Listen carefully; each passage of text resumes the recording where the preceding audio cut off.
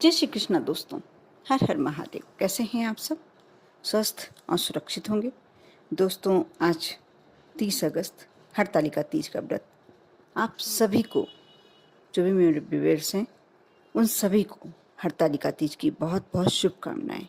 और जो महिलाएं यह वीडियो देख रही हैं, उन महिलाओं को अखंड सौभाग्य की प्राप्ति हो। जो कुंवारी कन्याएं हैं उन्हें अवश्य उनके मन पसंद का मनचाहा वर प्राप्त हो, और जो पुरुष देख रहे हैं उन्हें सभी प्रकार की ऐश्वर्य प्राप्त हो। दोस्तों, वैसे तो आप सभी जानते हैं कि हरतालिका तीज का व्रत सुहागन महिलाएं पति की लंबी उम्र के लिए करती हैं और कुंवारी कन्याएं अपने लिए मनचाहा वर प्राप्त करने के लिए करती हैं।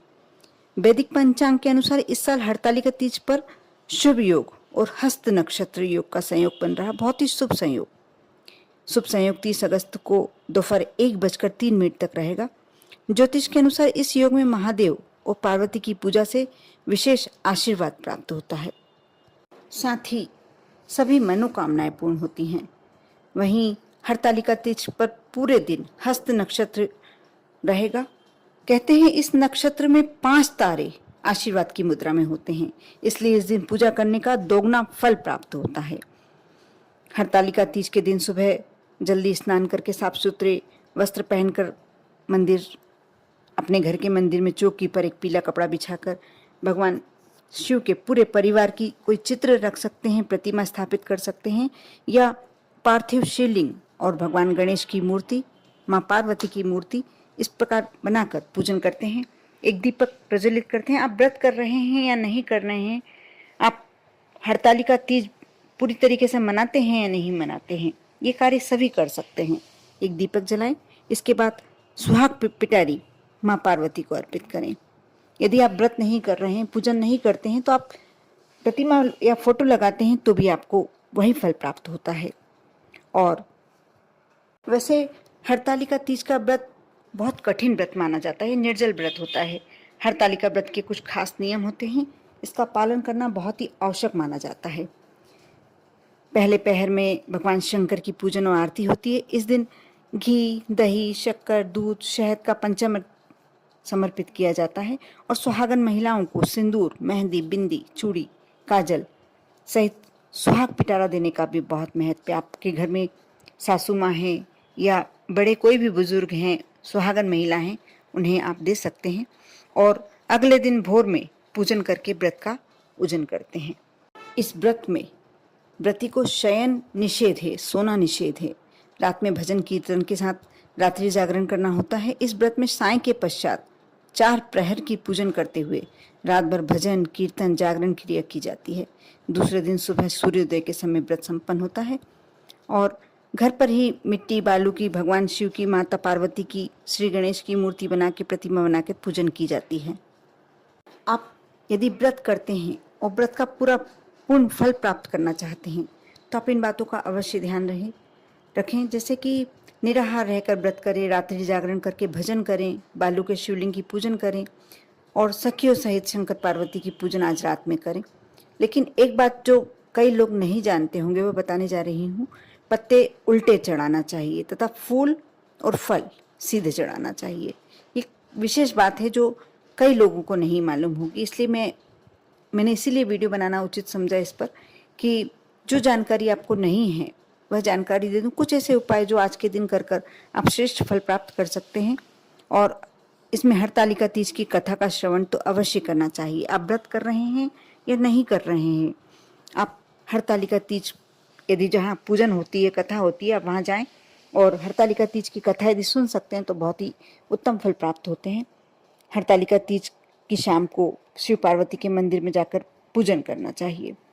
अब मैं जो उपाय बताने जा रही हूँ, यदि आपको मनचाहा जीवन साथी प्राप्त करना है तो आप यह उपाय अवश्य करें। आप शाम के समय प्रदोष काल में शिव माँ पार्वती के मंदिर में जाएं, वहाँ पूजन करें, जैसे भी करना चाहते हैं, इसके लिए कोई विशेष वो नहीं है। लेकिन शुद्ध घी के 11 दीपक जलाना ये बहुत अच्छा एक उपाय है। इस उपाय से कुंवारी लड़कियों को मनचाहा जीवन साथी और शीघ्र विवाह की संभावना बनती है। कुंवारी कन्या ब्राह्मण को यदि पसंद के कपड़े ब्राह्मण को दिलाएं, नहीं तो ब्राह्मण की कोई कुंवारी कन्या है, कोई जरूरतमंद छोटी सी बच्ची मिलती है, उसे अवश्य उसकी पसंद के कपड़े दिलाएं। बाद में जो भी आप उपहार सामग्री उस पर रख सकते हैं रखें, नहीं रख सकते नहीं रखें, लेकिन ये विशेष एक उपाय है। और इसी प्रकार यदि आप शीघ्र विवाह चाहते हैं तो माता पार्वती को हल्दी की 11 गांठ आप शाम की पूजन में, शाम के बाद आप मंदिर में जाकर समर्पित करें। इससे जल्दी ही विवाह के योग बनते हैं। माँ पार्वती और शिव का अभिषेक दूध में केसर मिला के करें। यदि आप चाहते हैं कि आपके दाम्पत्य जीवन में हमेशा मधुरता बनी रहे तो आप केसर मिलाकर दूध में और भगवान शिव का अभिषेक करें, माँ पार्वती के ऊपर समर्पित करें। इससे आपके जीवन में भी केसर घुल जाएगी, यानी बहुत ही मधुर आपका दाम्पत्य जीवन रहेगा। आप अपना वैवाहिक जीवन खुशहाल बनाना चाहते हैं और अपने पिया की लंबी आयु चाहते हैं तो आप पूजन के समय इस मंत्र का जाप अवश्य करें। मंत्र इस प्रकार है, ओम गौरी शंकराय नमः। इस मंत्र का लगातार जाप करते रहें। ये मंत्र भगवान शिव और माता पार्वती को संयुक्त रूप से पूजन करने के लिए बहुत ही अच्छा मंत्र है और इससे बहुत ही जल्दी आपके दाम्पत्य जीवन में मधुरता आती है। आप हरतालिका तीज में क्या समर्पित करते हैं, कैसे समर्पित करते हैं, ये जानकारी तो आपको होगी ही होगी, आप करते रहते हैं, लेकिन कुछ ऐसी बातें जो शायद आपको जानकारी नहीं हो मैं बताने जा रही हूँ। इस पूजन में से कुछ खास पत्तियां होती हैं जिनके बिना पूजन अधूरा होता है और वह 16 पत्तियां हैं जिन्हें आपको पूजन में अवश्य चढ़ाना चाहिए। पूजन का फल तभी प्राप्त होता है। इस दिन पूजन में 16 प्रकार की इच्छा पूर्ति पत्तियां महादेव और माँ पार्वती को चढ़ाना ही चाहिए। इससे गौरी शंकर जल्दी प्रसन्न होते हैं और जिस भी मनोकामना से आप व्रत कर रहे हैं, जैसी भी मनोकामना से आपकी वह मनोकामना पूर्ण होती है। हरतालिका तीज की पूजन में बेलपत्र, तुलसी, जाति पत्र, सेवंतिका, बांस, देवदार पत्र, चंपा, कनेर, अगस्त, भृंगराज, धतूरा, आम पत्ते, अशोक पत्ते, पान के पत्ते, केले के पत्ते, शमी के पत्ते भोलेनाथ और पार्वती को विशेष तौर पर चढ़ाना चाहिए। ऐसा माना जाता है कि तुलसी भगवान शिव को समर्पित नहीं होती है, लेकिन आप माता पार्वती को समर्पित कर सकते हैं। लेकिन एक बात मैं भी ये भी बता दूं कि यदि आपको इसमें से कुछ पत्तियां नहीं मिल पा रही, जो मिल पाए जो तो चढ़ाना ही है, लेकिन जो पत्तियां आपको नहीं मिल पा रही है, नहीं प्राप्त हो पा रही, उसके लिए आप मन छोटा ना करें, उदास नहीं हो। उसके लिए आप चावल को, उस पत्ती का नाम लेकर, जो भी पत्ती नहीं मिल पा रही उस पत्ती का नाम लेकर आप चावल समर्पित कर सकते हैं। भगवान भोलेनाथ इतने भोले भाले हैं कि आप जब चावल अक्षत साबुत होना चाहिए, आप जब अक्षत उस पत्ती का नाम लेकर समर्पित करते हैं, भगवान शिव उस पत्ती के रूप में उस अक्षत का दाने को स्वीकार कर लेते हैं। लेकिन उस पत्ती का नाम अवश्य लेना चाहिए उस समय जब आप वह चावल का दाना समर्पित कर रहे हैं। बहुत छोटी सी बात है, लेकिन इस बात को आप यदि ध्यान रखते हैं तो 100% आपका हरतालिका तीज व्रत अवश्य सफल होता है। हरतालिका तीज के दिन, क्योंकि ये भोलेनाथ की पूजन का दिन है, इसलिए मन में किसी के प्रति बैर और द्वेष नहीं लाएं, ना ही किसी को अपशब्द बोलें, सोने से बचें।